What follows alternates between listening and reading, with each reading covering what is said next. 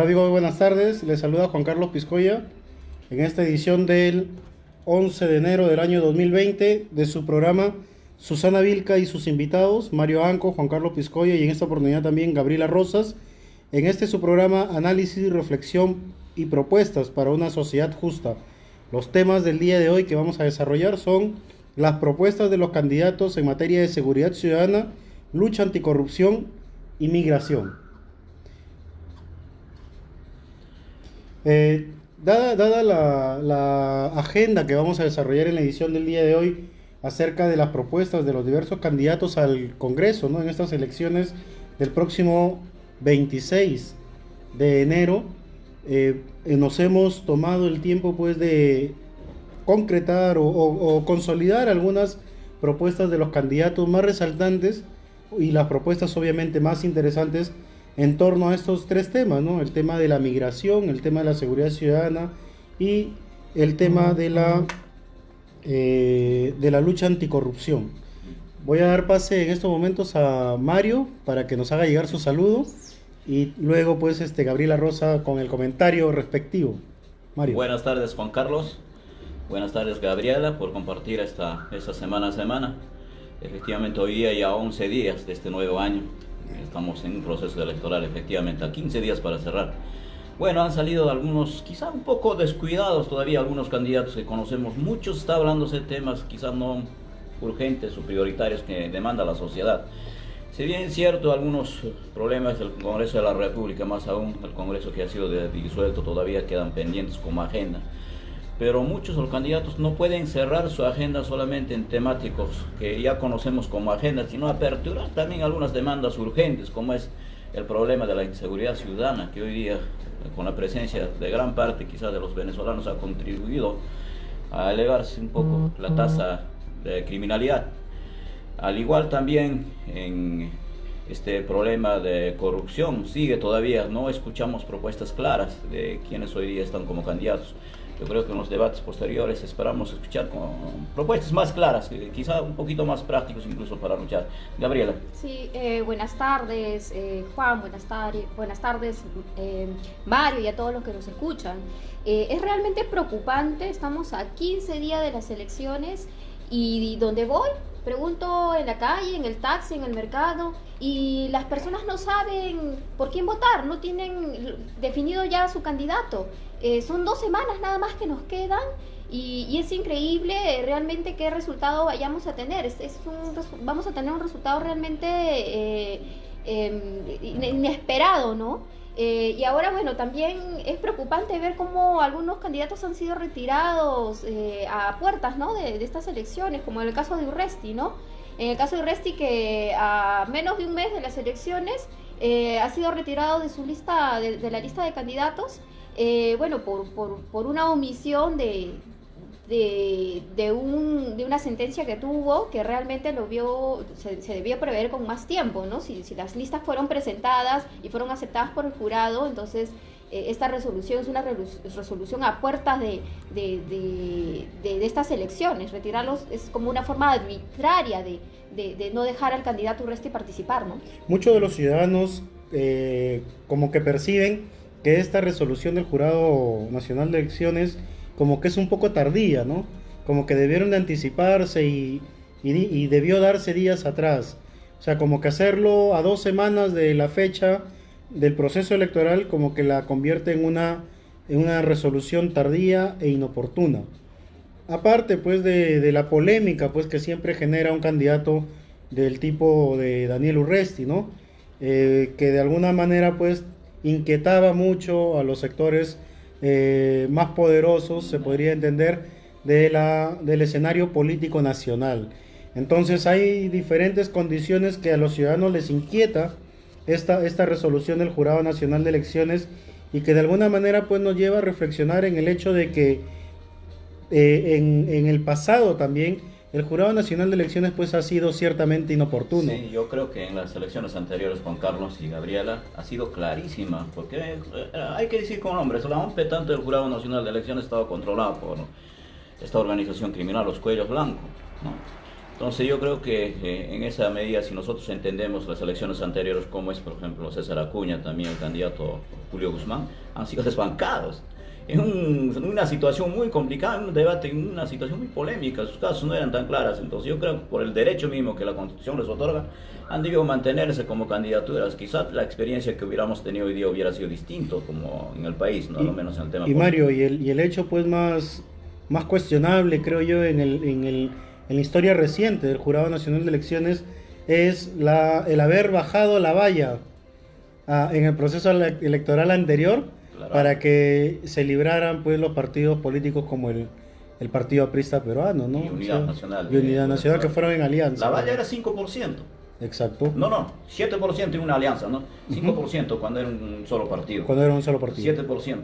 Pero el APRA no alcanzó, apenas pasó los 5%, entonces no podía entrar en una alianza, pues no alcanzó la valla, pero lo interpretaron los del jurado, bueno, le hicieron ese favor, y prácticamente Alan García, o su partido del APRA, ha salvado sus candidatos, ¿no? Sus candidatos y su inscripción. Gabriela nos señalaba pues un hecho que también nos lleva pues a ser de cierta forma un poco reflexivos en el escenario político actual de cara a las elecciones. Pasa que muchos ciudadanos aún no conocen a sus candidatos y muchos tampoco no identifican a los partidos políticos por su color o por su símbolo, ¿no? Entonces eso como que aumenta la incertidumbre. Y en un país como el nuestro, la incertidumbre no deberíamos de ser presa de la incertidumbre. ¿Por qué? Porque nosotros no podríamos estar de tambo en tambo dejando pues el futuro político del país que caiga en manos del azar, ¿no? O sea, de lo inesperado. Entonces, eso como que provoca que los candidatos políticos actuales tengan un desempeño mucho más de llegada a la población y posiblemente pues un rol protagónico mucho más activo, ¿no? Mucho más activo, ¿no? Hemos visto que los políticos de los tres últimos procesos, entendiéndose del proceso nacional, del proceso municipal y del actual proceso extraordinario, los candidatos que han tenido roles protagónicos en los dos procesos anteriores que hemos señalado son los que mantienen ese papel, ¿no? Y obviamente pues hay algunos candidatos que tienen el protagonismo ganado, pero no por lo bueno de sus propuestas ni por la calidad de persona que sean, sino por la gran polémica que generan a raíz de un debate ciertamente pues falto de consistencia. Estridencia, puede llamar, ¿no? Una estridencia. Y otros porque son personajes sumamente cuestionados, pues, ¿no? Pero acá hay que ver dos factores también. Primero, la premura del tiempo, ¿no? Se cerró el Congreso, se convoca elecciones y quedaron pocos meses. Y segundo, que muchos de los candidatos están prefiriendo pasar a las elecciones del 2021, por la cual van a permanecer más tiempo en la curul, ¿no? Y no participar en estas elecciones que van a durar solo un año. Entonces, varios por no decir candidatos novatos, se han aventurado a postular por el periodo de solo un año y no son muy conocidos, bueno, debido a la poca trayectoria que tienen. Sin embargo, algunos de ellos tienen muy buena propuesta, pero el poco tiempo no les ha podido llegar no les ha podido poder llegar su mensaje, sus propuestas a más ciudadanos. Aparte que los espacios televisivos dan cabida a los candidatos tradicionales, ¿no? A los que año tras año siguen postulando y quieren todavía llegar al Congreso y no le dan cabida a candidatos nuevos, ¿no? Gracias a Dios tenemos las redes sociales en las cuales muchos de ellos están compartiendo sus propuestas. Hay partidos nuevos, ¿no? No como tradicionales como el APRA, como el PPC. Hay partidos nuevos como el Partido Morado, que ofrece una gama de diferentes candidatos, personas nuevas en política. Pero el tema está que está la premura del tiempo, ¿no? Yo creo que ese es el factor la premura del tiempo es el factor que más que está generando obstáculo para que las personas puedan elegir bien a sus candidatos, ¿no? Mucha gente logra, inclusive es gracioso, porque mucha gente confunde los partidos por los colores, ¿no? Hay un partido de la antorcha moradito y ven el partido morado y piensan que es el mismo partido. Ojo que para todos los que nos están escuchando, a la hora de votar, dense cuenta que no solamente no se guía por los colores, o sea, que el partido sea, el candidato que ustedes hayan elegido sea del partido que ustedes van a marcar, el partido identifique bien el símbolo de su partido, y también recuerden que no se puede votar por dos candidatos de diferentes partidos. Si bien tenemos opción de votar por dos candidatos en la cédula, estos no pueden ser de diferentes partidos. Ah, sí. Exactamente, así como o sea, hay que decirlo bien claro, hay que marcar el símbolo una sola vez. Exacto. Si vas a marcar dos símbolos ya estás viciando, ¿no? Inhabilitas el voto. Claro, entonces hay que votar por un símbolo y dos opciones como candidatos, eso sería más claro. Yo veo que este detalle no lo están mencionando ni recalcando mucho en los medios de comunicación, es súper importante, porque, bueno, la vez pasada venía en un taxi y el señor del taxi me dice que tiene dos candidatos de diferentes partidos que le agradan y que va a votar por ellos. Y, ojo, yo le tuve que recalcar eso, ¿no? Porque si no, ya está invalidando su voto y eso no nos beneficia a nadie, ni al mismo, ni siquiera, ni al mismo elector, ni siquiera a los demás partidos, ¿no? Porque al final, los candidatos elegidos, ninguno de los dos va a quedar. Ninguno de los dos que elijas que sean de diferentes partidos, se invalida totalmente el voto. Y el otro aspecto sería, bueno, numéricamente para... yendo un poco ya cómo van a ser los resultados. El candidato con mayor popularidad, por ejemplo, hablemos de Urresti, que ha sido un candidato de mayor popularidad, no podemos negarlo, ¿no? Claro. Es más evidente que él es más protagonista, siempre ha sido desde que ha sido ministro, ¿no? Entonces ha tenido en los últimos meses, en estos últimos días, a lo menos bastantes seguidores, todo, a lo menos en las redes, todo. Entonces, pero sus candidatos que están acompañando no son conocidos. Prácticamente son anónimos. Yo creo que uno o dos, pero más están haciendo propaganda quizá en la calle con este tipo de publicidades. Pero ¿quiénes iban a ganar ahí? Los que iban a acompañar prácticamente estaban asegurando por lo menos 5 o 4 cupos con los votos de Urresti. Entonces, así como Urresti no va, yo creo que de alguna manera su popularidad ha transmitido en su partido cierta popularidad como partido, como un Podemos. Entonces se han beneficiado. Así que lo revoquen o no lo revoquen en su impugnación que han planteado frente a la decisión del hombre, yo creo que mejoró.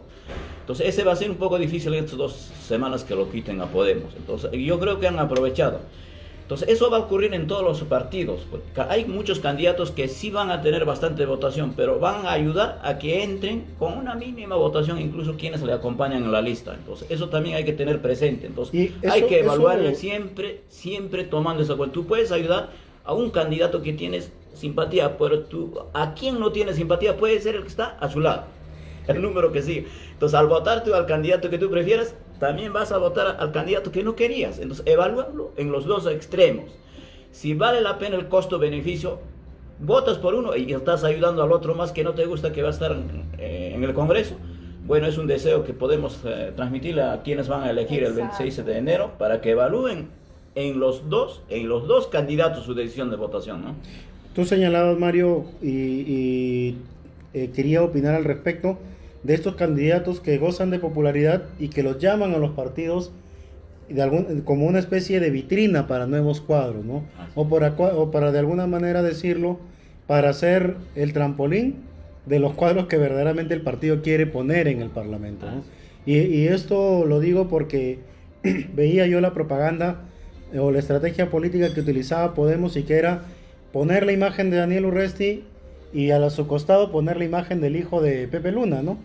Yo creo que en lo interno o en lo íntimo, en el círculo más íntimo, a Pepe Luna le conviene más que Urresti salga de carrera y que su hijo entre directo. Y lo, ¿no? Curioso es, Juan Carlos y Gabriela, lo curioso es que, por ejemplo, en la última conferencia de prensa, o en donde está Urresti, todo, aparece solo, no aparece Pepe Luna, ni mucho menos su hijo, que es el número 3, que debería estar a su lado prácticamente, no aparece. Entonces el hijo prácticamente es desconocido, no lo ponen, porque si van a mencionar, o en todo caso, Pepe Luna ha sido siempre una persona muy polémica en todos estos problemas, a lo menos en los últimos años, ¿no? Con lo que estaba vinculado más a los cuellos blancos, tenía algunos problemas, por ejemplo, denuncias cuando era congresista con sus trabajadores, todo eso, no lo ponen, pero sí, al estar próximos prácticamente al lado de la lista, en los números, al lado de Urresti, ellos están asegurando sus votaciones. Exacto. Para el Congreso, ¿no? Y hay que ver que, si bien el periodo es corto, es un año, al representarnos en el Congreso, ellos pueden promulgar leyes y aprobarlas. O sea, en un año pueden cambiar muchas cosas en el Perú. O sea, que no digamos que solamente es un periodo corto, que no va a ser nada, el que pueda. No, acá hay que tomar importancia. De estas elecciones, en estas elecciones pueden tomar acciones muy importantes que pueden cambiar el rumbo del país. No podemos dejar tomar en cuenta de que un año pueden cambiar las cosas. Entonces, no voten por votar. Voten al candidato que ustedes vean que tiene las mejores propuestas y que pertenezca a un partido donde los demás candidatos den propuestas de su agrado, ven propuestas que mejoren al país, no solamente por un candidato. Sabemos que cuando entran a representarnos, representan a todo un partido, no solamente sus propuestas. Muchas veces proponen cosas irreales. O sea, analicen las propuestas. Una propuesta puede ser muy lindo, dicen que sí, hay que todos los violadores pena de muerte, pero ¿realmente va a poder suceder eso? No, es imposible. O vamos contra los derechos humanos, vamos contra algo mucho más grande y no se va a poder realizar. Ojo, vean propuestas realistas y que en un año se puedan cumplir, porque, ojo, su periodo es un año. Y si en un año no pueden cumplir ese proyecto de ley o aprobarlo, o si en un año ese proyecto que se promulga no puede ser realizado, llega al siguiente Congreso y lo deja a medias. O sea, también tenemos que ver que sean propuestas que puedan realizarse en un periodo corto de tiempo y realistas sobre todo. Bueno, y entrando un poco en el análisis de las propuestas, en materia de seguridad ciudadana, nuevamente se retoma o se pone en agenda el rol que deben de cumplir los militares en materia de seguridad ciudadana. Existen pues candidatos de diferentes tiendas políticas que han propuesto nuevamente que los militares deban de asumir un papel activo en materia de seguridad ciudadana, ¿no? Sin embargo, esto genera cierta polémica porque obviamente los militares pues tienen una formación, una preparación, ellos están preparados o entrenados y de alguna manera amparados constitucionalmente para el frente externo, ¿no? En caso de amenaza externa, en caso de guerra. Sin embargo, hay amenazas transnacionales que no necesariamente son las pretensiones de ningún vecino en materia de invadirnos o de disuadirnos en un caso de conflicto armado. Por ejemplo, el narcotráfico, ¿no? El tráfico ilícito de drogas es una amenaza transnacional. Hoy en día el terrorismo internacional, ¿no? La ciberseguridad. Entonces, como que el papel de los militares hoy en día se diversifica, demanda mayor especialización y el frente ya no necesariamente pues es ver o monitorear en contrainteligencia que no te vayan a atacar tus vecinos, ¿no? Sino ahora hay que ver que el narcotráfico está infiltrando elementos para poder darle circulación a la droga, está extorsionando, está chantajeando o comprando autoridades. En el caso de México, el narcotráfico ya está dándole seguridad a los proyectos mineros, mira. En México hay proyectos mineros donde la comunidad sale en contra, casi como en el Perú, y sin embargo, allá hay denuncias de procesos donde los conflictos sociales son neutralizados por huestes del narcotráfico. O sea, el narcotráfico se encarga de eliminar a los líderes comunales, ¿no? Y eso hace que ya el frente o la amenaza se vuelva cada vez más grande y ya trasciende a la capacidad operativa de la policía en este caso. Y hace el papel de Estado en muchos territorios. Un narcoestado, se vuelve un narcoestado. Sí, pues yo creo que aquí hay que separar siempre las funciones. Nuestros militares del ejército que cumplen un papel muy importante, pero su formación es radicalmente muy distinta que la Policía Nacional. Entonces no podemos confundir el papel del militar con lo que va a hacer, por ejemplo, en este caso, la labor de hacer los trabajos de seguridad, ¿no? Y ahí vamos a tener serios problemas, pero quizá de manera accesoria en algunas situaciones de emergencia se hacen como siempre vienen haciendo, ¿no? Entonces más bien el ejército necesita, como has manifestado, una alta especialización. Creo que todavía estamos en algunos aspectos muy tradicionales en su formación. Quizás necesitan innovar y un poquito más centrar la parte amigable en sus labores con las tecnologías, porque los desafíos ya no solamente hoy día nos convocan a que ellos pueden estar en su caballo o en unidades motorizadas que todavía en los anteriores eventos bélicos que se utilizaron. Ahora incluso las amenazas de seguridad contra el Estado vienen de diferentes fuentes, ¿no? De satélites, llámese, por ejemplo, esas unidades pequeños movilizadas como son los drones, que hoy día, por ejemplo, Irak ha sufrido, propiamente dicho, algunos bombardeos. Sí. Entonces no creo que nuestros militares están todavía en ese nivel papel de capacitación, la labor, ¿no? Más próximos o más realistas o más próximos a recibir una formación a ese nivel en tecnologías. Entonces yo creo que es un poquito, de manera ingenierilmente hablando, hay que hacer una política bien radical en los militares. Como tú lo mencionabas, Mario, ¿no? Hay diferentes propuestas. Justo acá revisando, los que están hablando más sobre el tema de seguridad ciudadana, bueno, uno de ellos era Urresti, pero bueno, ya salió de carrera. Sí, salió de carrera. Tenemos a Javier Altamirano del Partido Popular Cristiano. Tenemos a Gino Costa del Partido Morado, Renato Vilca de Alianza para el Progreso, Virgilio Acuña de Unión por el Perú, Miguel Blaskovic de Juntos por el Perú y Luis Roel de Acción Popular. Ellos están tomando como bandera el tema de la seguridad. Para el caso de Javier Altamirano, dice que los militares deberían apoyar, como su propuesta es que los militares apoyen a la policía, ¿no? Él es del PPC. Renato Vilca, que es de... él está llevando como bandera, ¿no? El tema de que que debe haber cárcel para delitos menores. Es un tema muy cuestionable porque nuestras cárceles están repletas, están llenas. No sé dónde van a querer meter más delincuentes. El caso de Miguel Blaskovic de Junto por el Perú. Me olvidé de mencionar, ¿no? Renato Vilcas de APP, ¿no? Para Miguel Blaskovic, que Juntos por el Perú, él propone, ¿no? Que hay que erradicar las armas de fuego, pero ¿con qué nos defendemos, no? Ante los delincuentes, ante las bandas, o sea, de repente eso es para analizar, ¿no? A quién dar licencia, a quién no, ¿no? Yo, un poquito cortándote, yo creo que la comercialización de armas, ahí creo que debe trabajar el Estado, la inteligencia lo menos, ¿no? Y efectivamente, ¿cómo consiguen, por ejemplo, estos venezolanos que han venido y tienen armas de largo alcance? Son armas para la guerra, no Terrible. son armas, no son revólveres. Pero Claro, si existen elementos del mismo ejército y la policía que alquilan Entonces, el armamento de servicio para las bandas criminales. Hay que ver ahí la delincuencia, ¿no? En las mismas fuerzas armadas, fuerzas policiales. Bueno, siguiendo con el listado, ¿no? Virgilio Acuña, de UPP, él estaba proponiendo, ¿no? Que los soldados patrullen las calles. Ahí eso me parece un poco más más populista, un poco. Es que Venezuela, me imagino Venezuela. Ten en cuenta que Virgilio Acuña, pues, es el padrino que ha pagado la fianza de Antauro Humala, pues, ¿no? Bueno, cada uno está dando su propuesta. Cada oyente tiene que analizar qué es lo que le conviene al Perú y sobre todo, como te digo, un periodo corto que sea realizable, ¿no? Ahora, Gino Acosta del Partido Morado propone crear una comisión especial de seguridad ciudadana. Creo que... Pero eso ya tuvimos. Eso ya hemos tenido el CONASEC, ¿no? El Consejo Nacional de Seguridad Ciudadana. Pero dice que con la participación de la Policía Nacional del Perú y la Fiscalía. Yo creo que está bien, porque hay que unir esos tres elementos, la policía y la fiscalía. ¿De qué te sirve apresar al delincuente cuando después en un proceso judicial lo dejan suelto? O sea, es irrisorio.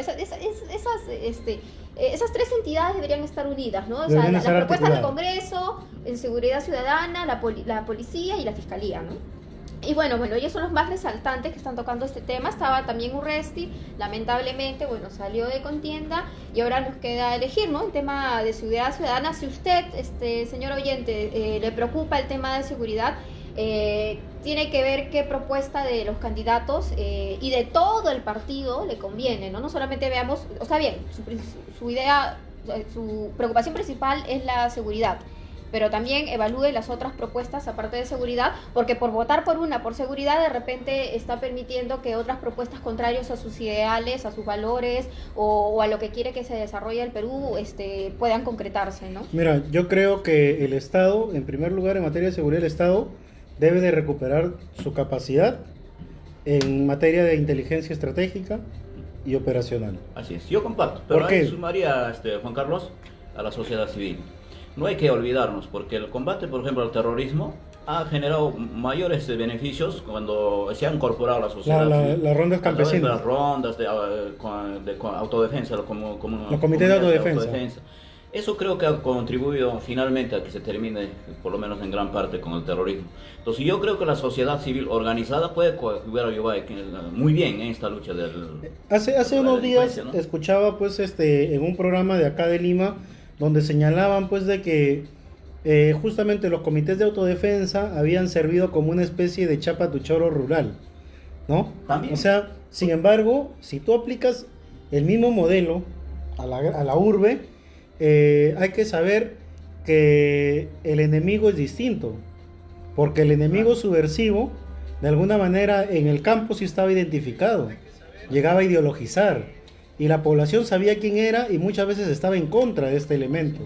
Entonces, el ejército no vio mejor forma de capacitar a los comités de autodefensa y dotarles de armamento para que cuando llegara las huestes de Sendero, la población civil actuara previo entrenamiento y en una sesión del derecho de uso de las armas que le daba el Estado a la población, ¿no? Sin embargo, es distinto hoy en día si lo traemos a la urbe. ¿Por qué?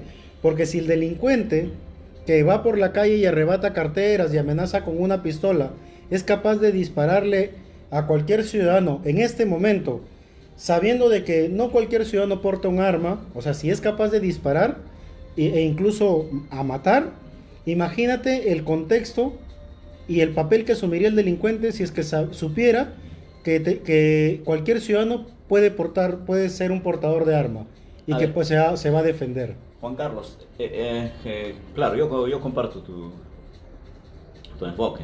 Definitivamente no podemos traer el mismo formato de papel que han hecho en ese tiempo, porque la parte rural es radicalmente distinto que la sociedad urbana. No se puede hacer. La comunidad rural tiene todavía el sentido comunitario, ¿no? Así es. Y tampoco no es una guerra pues, bien similar. O sea, combatir a la delincuencia no es igual que combatir al terrorismo. Es muy distinto, ¿no?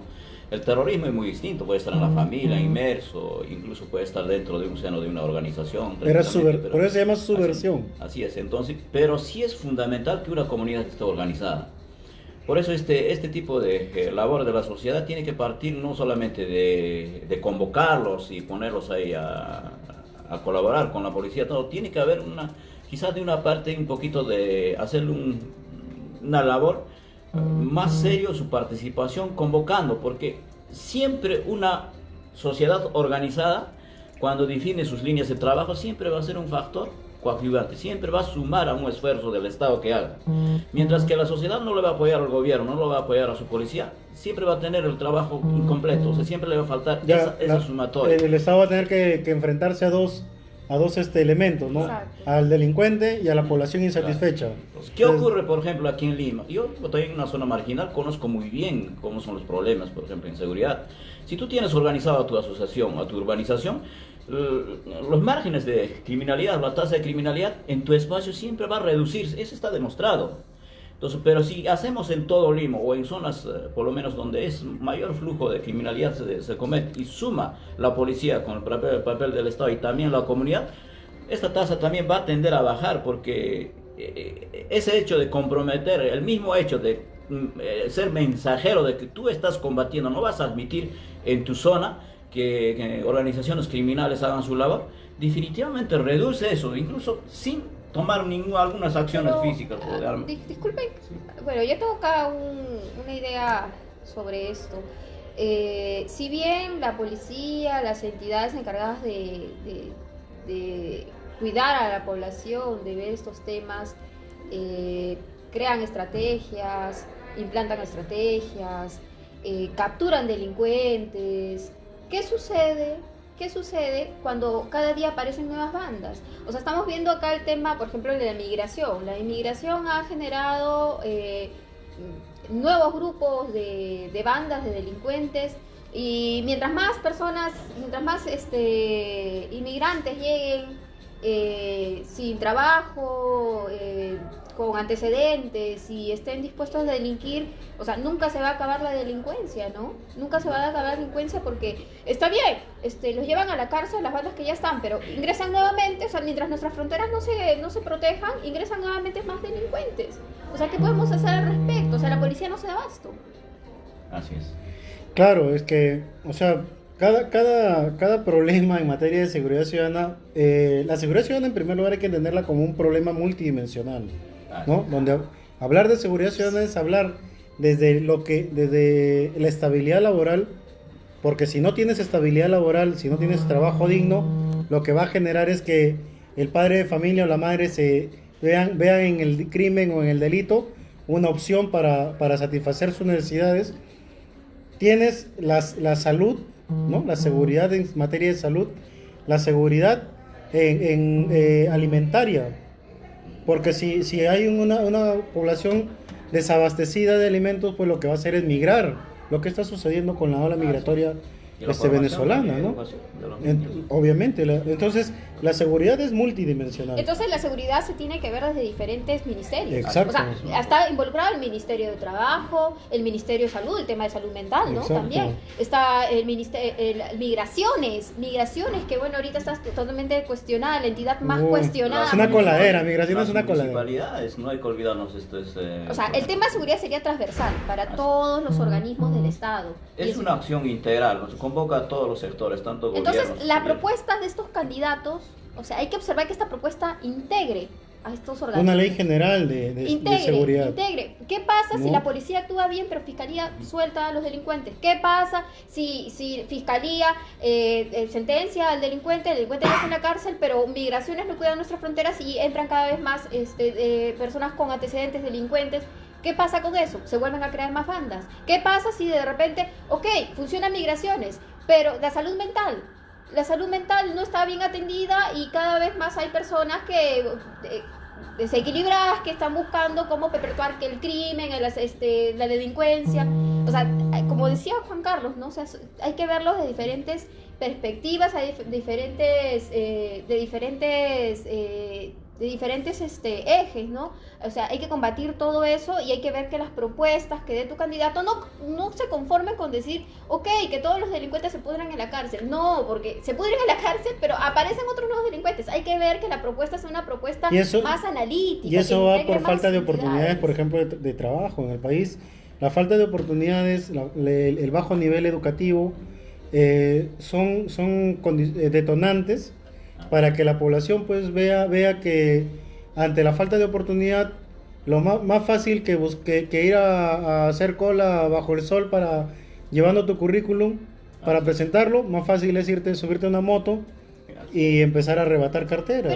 Pero, ¿Por qué? Porque sabes que existe un fiscal que como robaste una cartera que no cumple el mínimo del monto acumulado para sancionarte con cárcel o con cárcel efectiva, entonces lo que va a hacer la autoridad es dejarte libre. Pero ¿hay algún candidato que ahorita que esté dando alguna propuesta que se esté sonando acerca del tema del más trabajo para más peruanos? O sea, el índice de desempleo cada vez está creciendo y eso es Ese es un problema. peligroso, ¿no? Porque la delincuencia es el resultado de eso. No ha habido, Gabriela, cortándote, una participación seria de parte del Estado.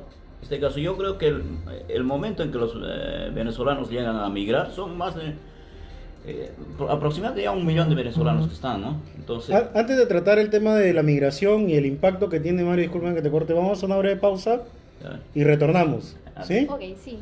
obviamente, gracias.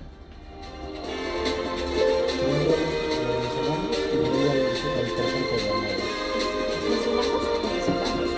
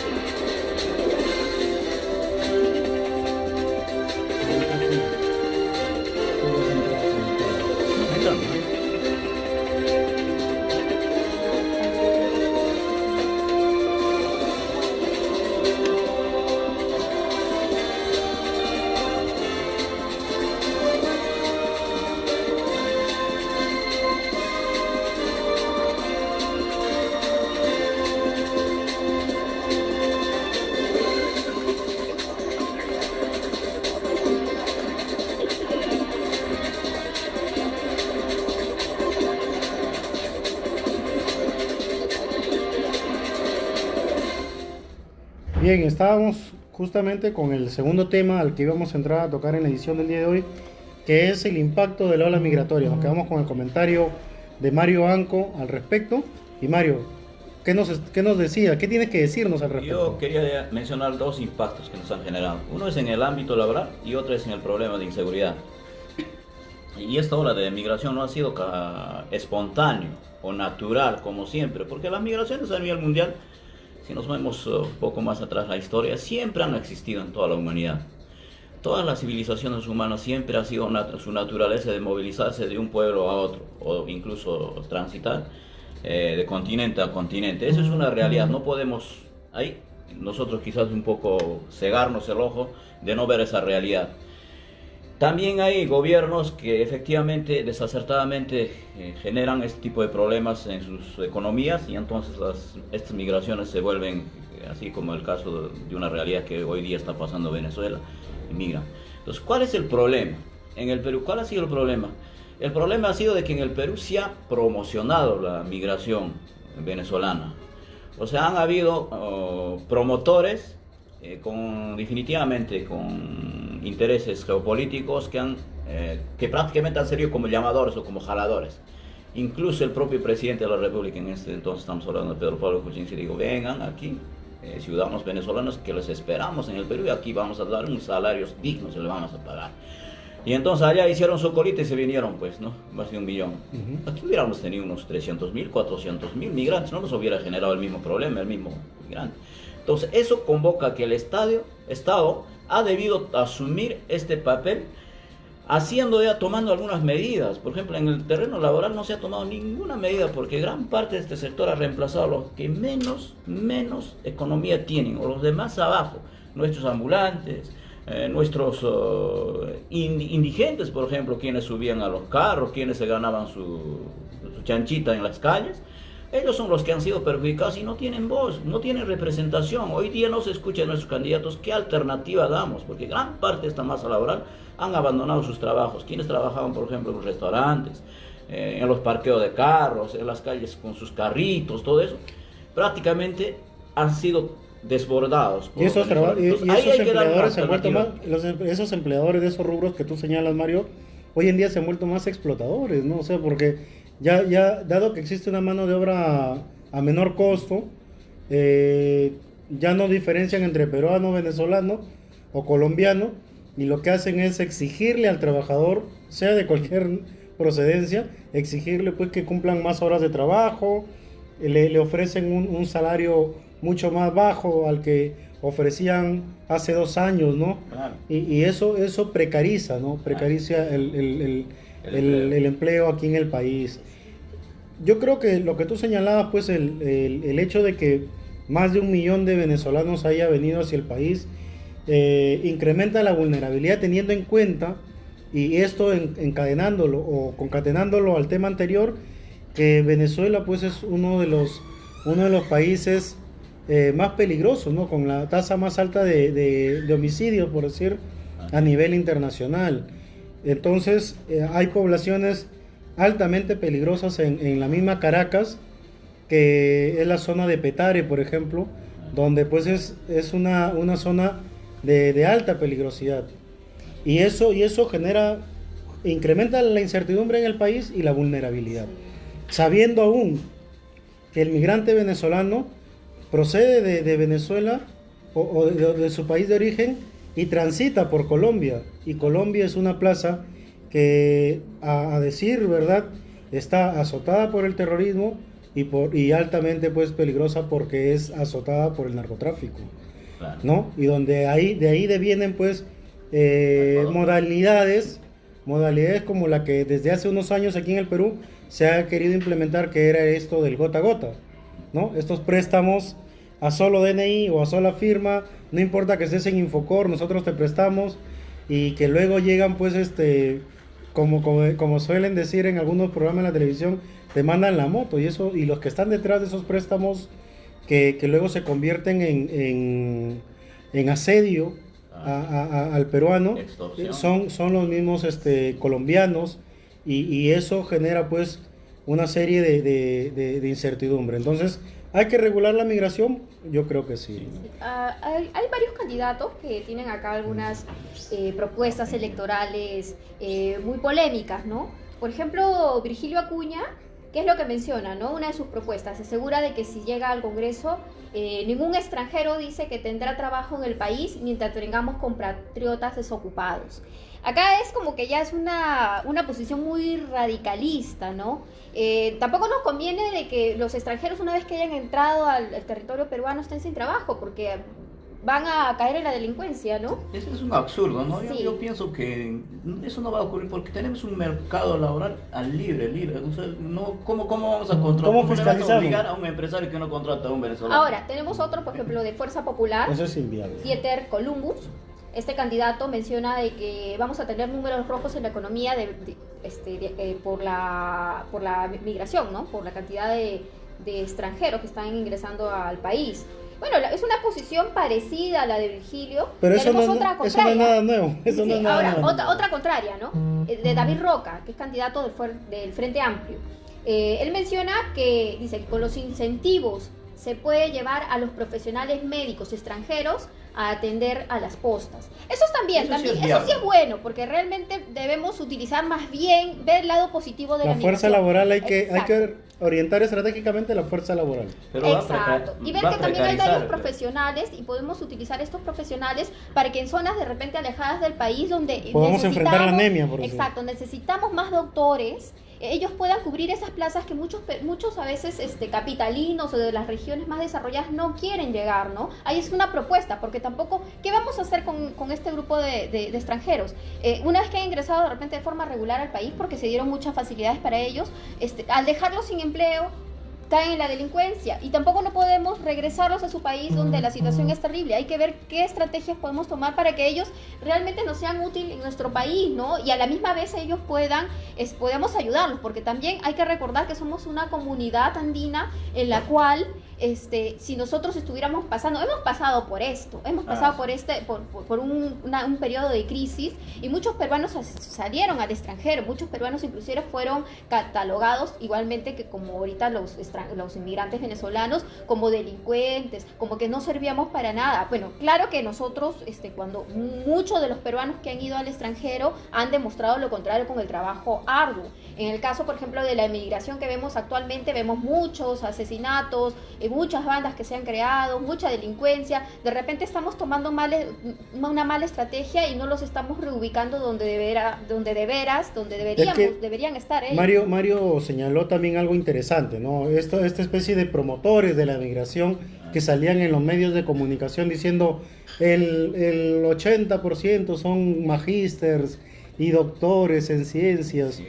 Y de alguna manera u otra, pues, como que han golpeado la moral del pueblo del Perú o del peruano, haciendo pues de que hasta cierto punto presumamos de que la migración era positiva porque estos señores eran académicamente mejor que nosotros, cuando eso es definitivamente falso. Bajo ningún contexto creo yo que se debió permitirle ni a los señores representantes de ningún partido político que dañaran la moral del pueblo, porque la moral del pueblo es un tema que nosotros como peruanos deberíamos de cuidarlo. Ahí sabes lo que está pasando, Juan Carlos. El tema es que han querido vendernos como algo muy bueno el tema de la migración, porque tenían otros intereses, ¿no? El interés es una mano de obra barata, esa es la verdad. Han hecho que el nivel, ¿no? el estándar de sueldo según las profesiones baje, el estándar de remuneraciones, debido a que la mano de obra barata extranjera ha hecho que contraten a más extranjeros y el peruano un doctor cada vez se ve más en la necesidad de cobrar mucho menos de lo que cobraba, de tener mucho menos plazas de las que tenía para poder trabajar, ¿no? Entonces, el tema, como te digo, ya están acá, no podemos hacer nada más que reubicarlos en zonas, pero hay que ver qué candidatos al Congreso nos ofrecen propuestas reales. Muchos de ellos dicen, si yo salgo elegido voy a votar a todos los inmigrantes del país. ¿Eso es cierto? No es cierto. ¿Se va a poder concretar? No se va a poder concretar. Ahora, ¿cuál de ellos está proponiendo algo que realmente nos va a servir y se va a poder concretar? Esta propuesta de orientar estratégicamente la fuerza laboral, ¿no? Como lo señalamos en este caso, la propuesta de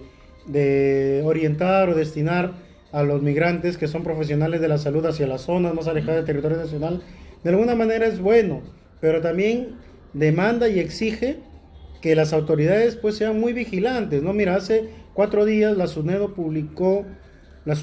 ha publicado una lista de docentes de la Universidad Nacional Micaela Bastidas, ¿no? Donde hay profesionales que justamente son migrantes que han estado ejerciendo la docencia universitaria y que se les ha detectado pues títulos falsos, ¿no? Ah, eso es terrible. Entonces, Pero ahí vemos el tema de que la organización fiscalizadora está, Claro, está mal. falla el Y Estado, se contradice pues, ¿no? porque Sí. mientras se están cerrando muchas universidades y muchos chicos que han estado estudiando se ven en dificultades de pasarse a otra universidad que inclusive a veces está muy alejada del sitio donde lo había elegido o que de repente tiene otro costo, y se ven la necesidad de cambiar, de realizar todos estos procesos académicos para poder convalidar sus cursos en otra universidad. Les cierran su universidad a los extranjeros, pues no les están dando títulos sin exigirles mayor información, o sea, les sin están ver la aceptando, veracidad. les están aceptando. Es que nuevamente, Aquí- mano de obra barata, pues necesitan mano de obra Sí. y no hay regulación de estas entidades, pero hay que detectar quiénes son, quién es la entidad encargada que no ha fiscalizado, quién es el nombre de la persona que es presidente o que es el encargado de esta contratar. entidad. Entonces, es ver estos nombres y denunciarlos, ¿no? Está el hecho de que ahora Ah. tenemos las redes sociales, por ahí podemos denunciar estos A ver, yo estos creo que hay entes, ¿no? un de estas personas. vacío, un descuido de parte del Estado, porque no hay una política clara del Estado frente a los migrantes. Solo han sido discursos o algunas buenas intenciones. Por ejemplo, a última hora hacer el papel de filtro en las fronteras no ha coberturado a satisfacción estas medidas, porque inicialmente, desde el momento que se ha promovido a la par, ya debía haber una ruta clara en qué condiciones se iba a recepcionar a los migrantes, en qué espacios se les iba a acoger y bajo qué condiciones. Nunca ha habido esa línea, esa política de implementar en el Perú. Lo hemos acogido con tal naturalidad como si un peruano estaría regresando a un país. Libremente estos venezolanos hagan lo que quieran en nuestra patria, incluso atentando muchos derechos, porque hay que ser un poco pragmáticos en señalar Gabriela y Juan Carlos. Cuando llegan estos venezolanos se sienten incluso con todo el derecho de rebasar algunos derechos de los propios peruanos. Eso lo hemos visto, no será en su generalidad. Ellos ven un país tan precariamente desorganizado. Muchas veces nuestras instituciones no han respondido quizás al nivel que ellos adoptaban porque tienen un nivel cultural incluso un poco superior, no hay que negar, en su formación mismo, algunos venezolanos que vienen. Entonces no han adoptado los mismos patrones que ellos han impuesto sus patrones y han rebasado. Pero Claro, ahí te entonces, discuto. eso es cierto. Ahí te discuto. El Perú, bueno, hemos estado en un buen crecimiento, desarrollo económico y revalorización cultural. Hemos estado en una buena situación, pero el tema de la migración extranjera, sobre todo el tema de la migración venezolana, ha afectado a todos los países de Latinoamérica. Inclusive veo comentarios de migrantes venezolanos en Argentina, en el cual ellos también manifiestan que los argentinos no tienen el nivel de educación, ni el nivel cultural, ni el nivel hasta de inteligencia que ellos. El tema está que es, bueno, yo imagino que en Venezuela ha habido un tema de arrogancia, ¿no? De una cultura de la arrogancia, de creerse superiores. Es por eso que el país donde han llegado han tenido conflictos, porque han visto que la situación es diferente y que ellos han tenido que empezar desde abajo. De repente en su país tuvieron otros cargos y han tenido que empezar desde abajo. ¿Por qué? Porque es la situación que pasa en todo el mundo Pero de los inmigrantes. la Yo primera- te hablo la- en un la- enfoque que antes de cortarle, en un enfoque de contexto.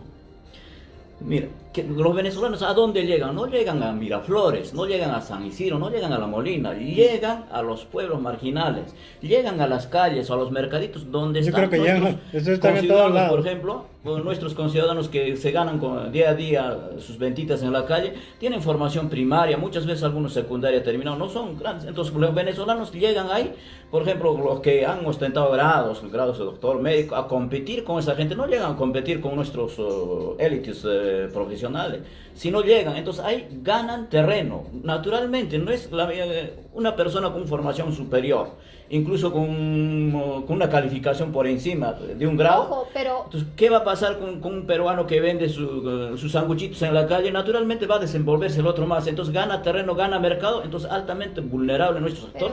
No hay quien represente y que Mario, diga, oye hermano, si ustedes llegan a esta situación, estas son las condiciones. Mario, ¿no? pero hay que ver también que la calidad de educación, sobre todo universitaria, técnica, en Venezuela en los últimos años ha sido una calidad muy... O sea, no ha habido calidad de educación, o sea, es muy baja. Inclusive a los profesionales allá estudiaban 3 años y ya ejercían una profesión universitaria. O sea, y había un tema de asistencialismo adicionalmente a eso, Claro. en lo cual ellos El Estado pagaba todo. Claro, Claro. ellos están acostumbrados a tener beneficios que vienen a un país en el cual El al libre peruano le ha mercado. costado mucho, le cuesta mucho Tiene el lograr libre las mercado. cosas, ¿no? O sea, no se nos cae del cielo las cosas, ¿no? Bien. Entonces, ahí viene el choque cultural, ¿no? De ellos y el sentirse que también vienen a exigir derechos que en su país tenían y que nosotros no tenemos. Yo creo y que- no solamente en Perú, ¿ah? Yo creo que la ola migratoria trae siempre va a traer resistencias, o va a generar resistencias culturales, ¿no?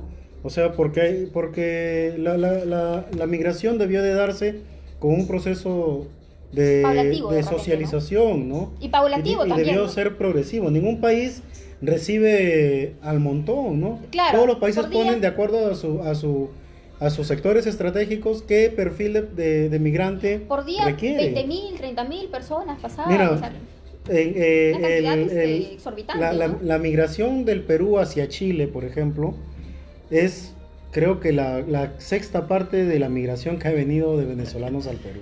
Eso te ¿No? indica, pues. El contexto, mira el tipo de autoridad que tenemos, que cuando surgió la crisis en España, la crisis europea, hace aproximadamente unos 8 años, ¿no? 7 años, el Perú trajo a las constructoras españolas a que ejecuten proyectos y ejecutaron mal. Ahí tienes Antalsis, ¿no? La constructora vinculada a Belaún del Ocio Así en el es. gobierno de Ollantumala. Sin embargo, en Ecuador, ¿qué hicieron? Aprovechando la crisis europea, Ecuador trajo a los catedráticos europeos a que dictaran clases en sus universidades. Ahí ves el perfil de autoridad que tiene cada país. Mientras que el gobernante ecuatoriano de ese momento se proyectó a que el conocimiento europeo llegue a germinar en los académicos de su país, en el Perú nos cerramos esa posibilidad y lo que hicimos fue traer a los españoles a que construyeran mal. Eso lo hicieron los chinos también, pues, con los americanos, con los japoneses. Con Los japoneses, europeos. ¿no? Ellos no acogieron inversión sin condiciones, ¿no? Y los robaron, ahora los robaron el conocimiento, ahora lo tienen tecnología los chinos.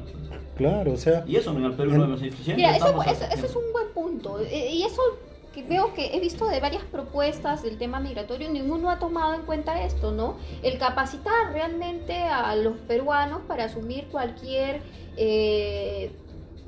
propuesta, cualquier proyecto y no tener que estar recurriendo a profesionales del extranjero, especialistas del extranjero. Y bueno, no veo ninguna propuesta acerca de esto en el Congreso, ¿no? Sería bueno mencionarlo para ver si alguno de ellos se anima a tocar este tema, ¿no? Pero como les mencionaba, ¿no? O sea, las propuestas tienen que ser reales, ¿no? Realizables, ¿no? No algo que de repente en ese periodo tiempo de un año puedan en un concretar. momento nos hicieron querer hacer creer que de alguna manera nosotros estábamos en la obligación moral de devolver el favor a la hermana República de Venezuela cuando, por más crisis que tengamos, y está bien, o sea, se le recibió de la mejor manera. Sin embargo, para ser objetivos, nosotros tendríamos que decir que mientras que a nuestro país la ola migratoria nos ha traído o ha traído consigo a 1.200.000 o 300.000 venezolanos, a Venezuela apenas migraron 42.000 peruanos en Pero plena crisis. el tema acá no es, en verdad, no es culpa del pueblo venezolano Claro. el querer salir, emigrar de su país en una situación de crisis. El tema está, el problema está en nosotros, en un verdadero control para que no entren personas con antecedentes, delincuentes, que puedan generar mayor caos y que sea una migración controlada, que puedan ingresen, pero de manera paulatina, que se controle ese ingreso y que no perjudique, ¿no?, a nuestra tasa de criminalidad y nuestra tasa de desempleo, que cada vez está creciendo más debido a este tema El migratorio. impacto en ¿no? educación, por ejemplo, mira, la dotación de libros que que el Ministerio de Educación proyectaba cada año en las escuelas públicas ha sido rebasada por la ola migratoria. Sí. Porque ya antes tú asignabas libros para un aula, por decir, en educación, en un colegio X, para un aula, 25 niños. Pero del año antepasado al año 2019 y del 2019 al 2020, la ola migratoria ha incrementado exponencialmente el número de niños, de escolares. Y eso el Ministerio de Educación no lo ha tomado en consideración, y cuando hace la distribución de libros surgen los enfrentamientos. Es que ¿no? regresamos al mismo problema que antes estábamos discutiendo. Nuestros organismos no están integrados, no hay comunicación, no hay estrategia transversal.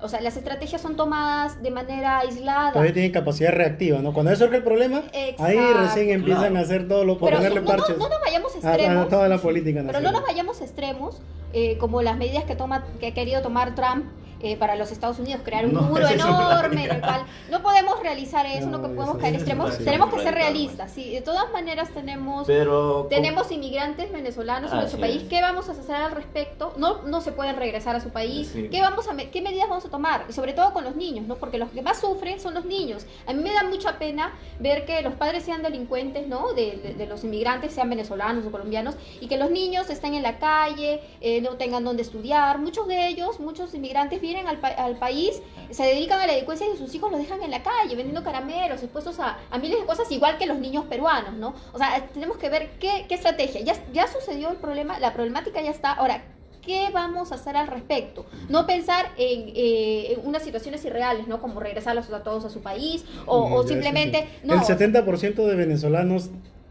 estimo que se va a quedar en el Perú. A ver, haciendo un poco de números, Juan Carlos ha manifestado eso. El problema de los venezolanos no solamente es el desempleo y la inseguridad, sino que son costos, es presupuesto. En educación, por ejemplo, tengo entendido de que este último año más de 30.000 niños venezolanos ya estaban matriculados, y había una ola de unos 20.000 más o menos que también se iban a incorporar. Entonces, mínimamente ya estaríamos hablando por lo menos de 60.000 niños en edad escolar, en educación básica, que tienen que ser atendidas con recursos del Estado. Entonces, eso, por ejemplo, nunca se ha reflejado cuánto de presupuesto nos genera, tanto en docentes, en infraestructura, servicios, has manifestado en libros. En el SIS, gran parte de estos venezolanos ya tienen seguro, en el SIS se atienden. PPK les dio seguro integral desde el primer día octubre, que llegaron al Perú. Entonces, ese es en coste. El otro es en lo que están generando divisa, porque ellos generan divisa. Gran parte de estos venezolanos, lo que se recursan aquí, están enviando a Venezuela. Entonces, hay fuga de dólares. Entonces, esos dólares hay que recuperarlos para equilibrar la economía. Entonces, también es coste en términos macroeconómicos. Entonces, todos estos aspectos tienen que ser parametrado, medido, diagnosticado y estudiado, y el Estado tiene que apuntarse para hacer una política sobre eso, ¿no? Es ver qué estrategia, dónde necesitamos más profesionales, en qué partes del Perú, donde de repente los peruanos no quieren trabajar. Ver una estrategia que tomar que no nos perjudique, ¿no?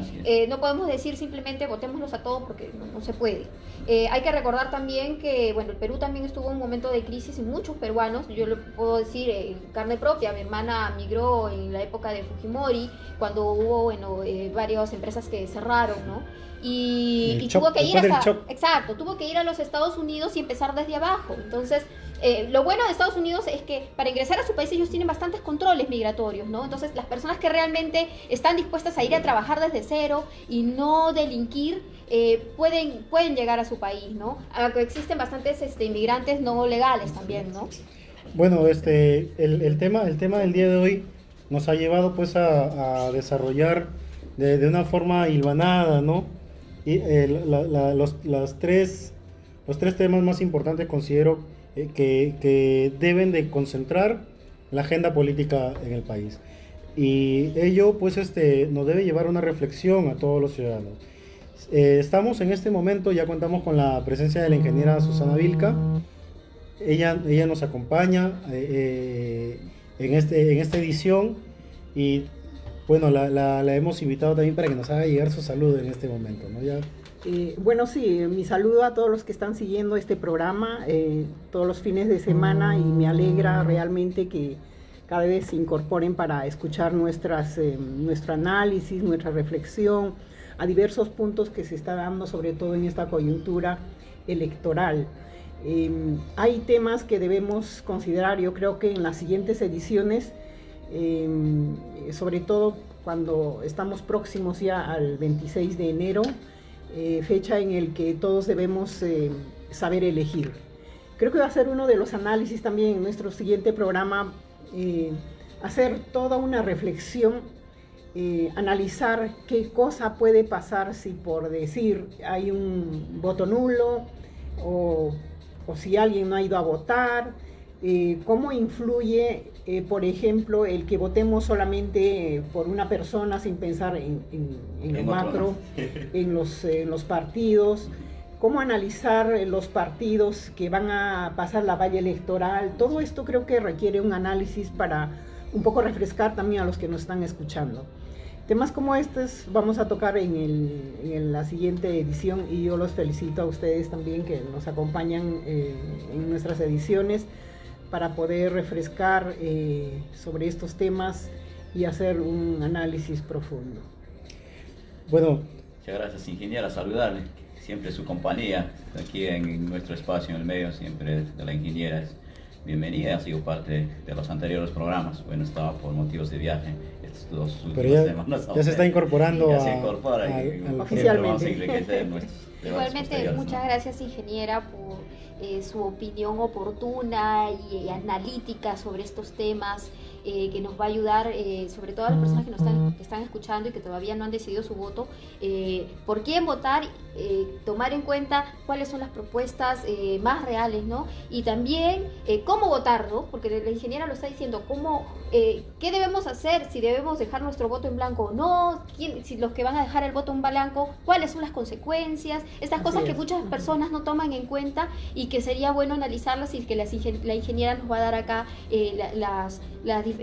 un análisis para estas diferentes opciones que usted tenga a la hora de votar. Sí, ¿por qué me pongo a pensar en esto? Acabo de llegar y vi en la calle una serie de pancartas que están puestas, tremendas pancartas, en las que una de ellas, por ejemplo, es de un congresista que ya estuvo en el anterior congreso, y dicho sea de paso, el congreso que se disolvió, y pone para salvar el Perú como una opción. Es algo ilógico, ¿no? Yo creo que todo esto merece un análisis. Ya no podemos ser ciegos, ya no podemos repetir los errores que hemos repetido como votantes, como electores. Creo que no debemos volver a equivocarnos. y el Congreso que se disolvió no por tener un excelente papel, sino por tener un papel catastrófico, ¿no? O sea, eso hay que recordarle a la población, que los parlamentarios no cumplieron el papel más idóneo en aras de los intereses del país, y que justamente eso conllevó a generar una crisis política y a que se disuelva el Parlamento. El proceso electoral extraordinario del 26 de enero es consecuencia de la mala práctica política de estos señores. Exacto. Y que muchos de ellos hoy en día están queriendo repetir el plato, ¿no? Sí, y mira, ¿cuánto es el costo de todas estas elecciones complementarias? No es culpa de los ciudadanos peruanos, es culpa prácticamente del anterior Congreso disuelto. No estaríamos incurriendo en tremendo gasto millonario, tampoco estaríamos eligiendo a congresistas por un periodo corto, estaríamos pensando en unas elecciones generales. Todo esto debe hacernos reflexionar a cada peruano para elegir bien y para poder revisar cada hoja de vida, cada candidato, qué cosa es lo que trae y qué cosa es lo mejor para el Perú y para nuestras futuras generaciones. Bueno, ingeniera, quiero agradecerle también por ese comentario preciso, por incorporarse también a la edición, y también invitar a todos nuestros oyentes a acompañarnos en las próximas ediciones, a seguir este programa, porque es un programa que se realiza con un objetivo claro, ¿no? De llamar a la reflexión a los ciudadanos sobre temas que son de gran importancia para generar estabilidad política, para orientar de alguna manera u otra el papel de los políticos en el escenario actual, y también pues para garantizarle a todos los ciudadanos un papel crítico o para propiciarle, ¿no?, a los ciudadanos un papel crítico de cara al proceso electoral próximo, de cara al papel que viene cumpliendo el gobierno y también pues hacia el proceso eleccionario 2021 que se viene y que es un proceso general, ¿no?, que nos tiene que llamar también a la reflexión de cómo nos presentamos al Bicentenario. Ya vamos a cumplir 200 Así años es. de República y cómo es que estamos yendo a ese proceso, ¿no? Yo quiero agradecer por la participación del día de hoy. También, ingeniera, agradecerle por la invitación a todos nosotros. Y no sé, invitarles, pues, ¿no?, a todos ustedes también a continuar en este programa, ¿no? Así es, Juan Carlos. Reiterar el saludo a la ingeniera. Ustedes domingo a domingo estamos acompañando siempre de esta plataforma para Radio Pública, ¿no? Y bien, gracias a ustedes y gracias a nuestros amables oyentes. Bueno, nuevamente gracias a todos los que nos siguen en este programa, tanto en las redes sociales como también en la radio pública. Juntos estamos haciendo un análisis y acá con nuestros invitados semana tras semana para tocar estos puntos importantes. Entreguemos el mejor regalo a nuestra patria, que es el Perú, en su bicentenario, haciendo una buena elección y decidiendo bien. Muchas gracias. Muchísimas gracias. Gracias.